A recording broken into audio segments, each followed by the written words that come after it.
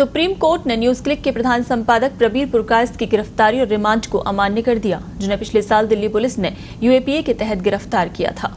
UAPA मामले में Delhi police द्वारा गिरफ्तारी को चुनौती देने वाली प्रबीर पुरकायस्थ की याचिका पर सुनवाई के बाद जस्टिस बीआर गवई और जस्टिस संदीप मेहता की पीठ ने कहा कि दिल्ली पुलिस द्वारा रिमांड कॉपी उपलब्ध नहीं कराई गई और इससे गिरफ्तारी का आधार प्रभावित हुआ है। इसलिए प्रबीर पुरकायस्थ की गिरफ्तारी को हम निरस्त करते हैं। जमानत बॉन्ड प्रस्तुत करने पर ट्रायल कोर्ट की संतुष्टि के आधार पर उनकी रिहाई की जाएगी। दरअसल प्रबीर पुरकायस्थ को गैरकानूनी गतिविधि अधिनियम के तहत न्यूज क्लिक पोर्टल के जरिए राष्ट्र विरोधी प्रचार को बढ़ावा देने और इस काम के लिए चीन से फंडिंग लेने के मामले में दिल्ली पुलिस ने पिछले साल अक्टूबर में गिरफ्तार किया था।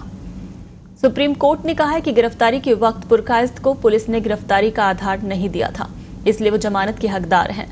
इस मामले में पिछले सप्ताह अपना आदेश सुरक्षित रखते हुए सुप्रीम कोर्ट ने न्यूज क्लिक के संपादक प्रबीर पुरकायस्थ को गिरफ्तारी के बाद मजिस्ट्रेट के सामने पेश करने में जल्दबाजी दिखाने के लिए दिल्ली पुलिस स्पेशल सेल की खिंचाई की थी।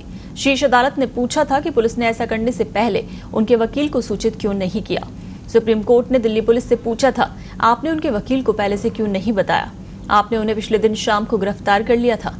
आपके पास उनके वकील को सूचित करने के लिए पूरा दिन था। सुबह 6 बजे उन्हें मजिस्ट्रेट के सामने पेश करने की जल्दबाजी क्यों थी?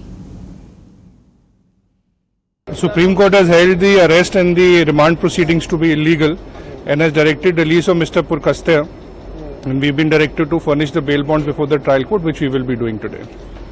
Do you think it will be major relief or what kind of relief? It is a very, very major and a big relief because we have been maintaining from the very beginning that the entire proceedings against him were illegal and the manner of arrest and the remand proceedings were illegal, which has now been upheld by the Honorable Supreme Court.